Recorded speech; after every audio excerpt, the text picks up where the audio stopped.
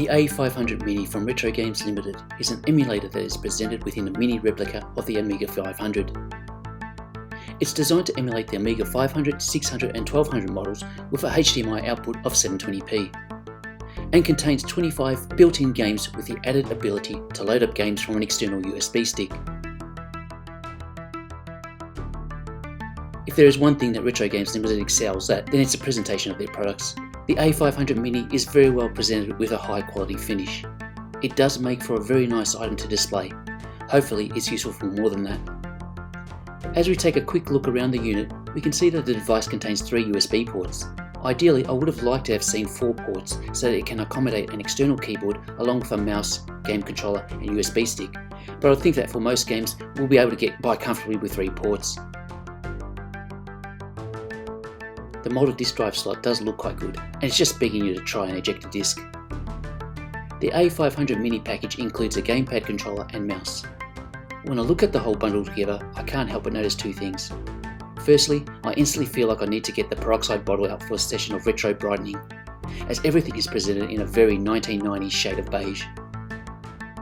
The other thing that I can see is that there's going to be a whole lot of wires hanging off this device, and trying to get any sort of minimalist footprint design is going to be challenging. Anyway, the mouse and gamepad controllers feel good in the hands, though I can see us wishing we had a joystick on hand for some of the games we want to play, especially since the D-pad feels like it may lack a bit of precision to it.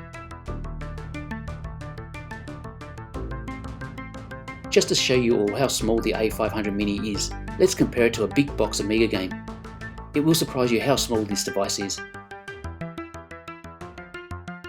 Starting up the A500 Mini, we are taken to the game carousel where you can start up any of the built-in 25 games. The representation of the Amiga library on offer is good.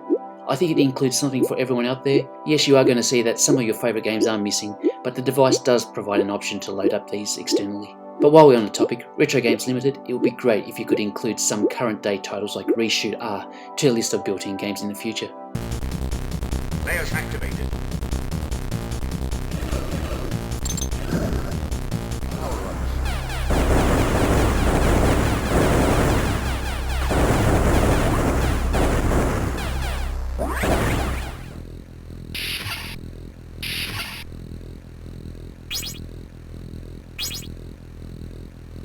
One of the first ticks for the A500 Mini from me would have to be the inclusion of 4 save slots per game. The virtual keyboard is easily accessible by a press of a button, but these are never going to be quick to use, but for most gaming needs this is not a big impediment. Before we look at how to get external games loaded up, let's see if the device works with some of my wireless devices. I hear that some people have not had luck using a wireless gaming controller.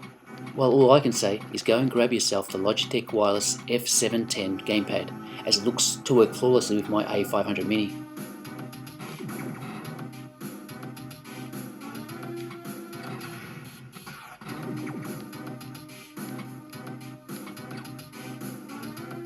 The device also works well with a standard 2.4 GHz wireless Logitech mouse, and I had similar success using a standard 2.4 GHz wireless Logitech keyboard.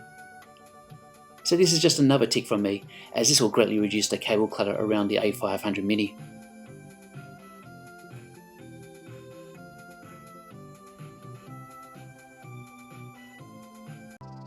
Time to try loading up some games from an external stick.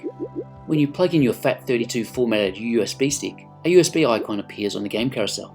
When you first click on this, you'll be directed to download the A500 Mini WHD load package from Retro Games Limited website.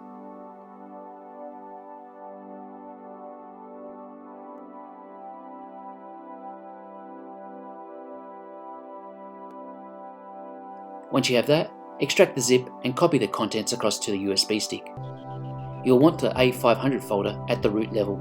It doesn't matter where you put your games, it can be there at the root level or within folders, just as long as they are the WHD load images. Which brings me to the first strike against the A500 Mini: no ADF support. For me this is actually a big deal, as new releases don't tend to come available as full WHD load images. So Retro Games Limited, fingers crossed we can see ADF support as part of the upcoming firmware update. And don't forget multi-disc support while you're at it. You can grab external games from WHD download website. Not this one. This one. Let's now load up an external game.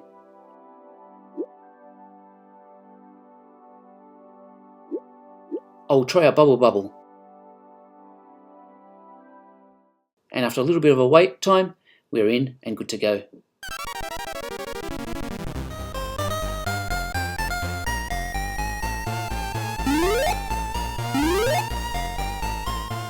While in external game mode, the A500 Mini does give access to game settings functionality that allows you to adjust a few things, including gamepad mapping to customize things to your liking.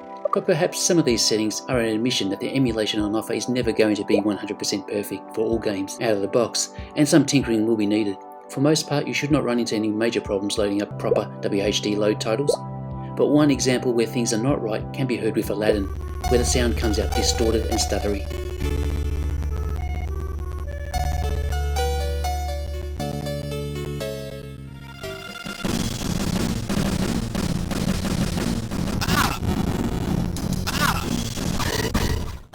For now, I'm happy to be patient and just wait for Retro Games Limited to work through these teething issues. If you used to have an Amiga back in the day and have an urge to relive those great days, then the A500 Mini represents a solution with the least barrier to entry, as dealing with real Amiga hardware in today's age can be a frustrating and expensive affair. I have an Amiga 1200 with a compact flash card solution and built-in Gotek drive, so in its current state the A500 Mini is not the alternative solution I'd hoped for. The inability to play new games that come in ADF format is critical to me. But if, or perhaps when, multi-disc ADF support does get included, then I'd say we have a winner with the A500 Mini.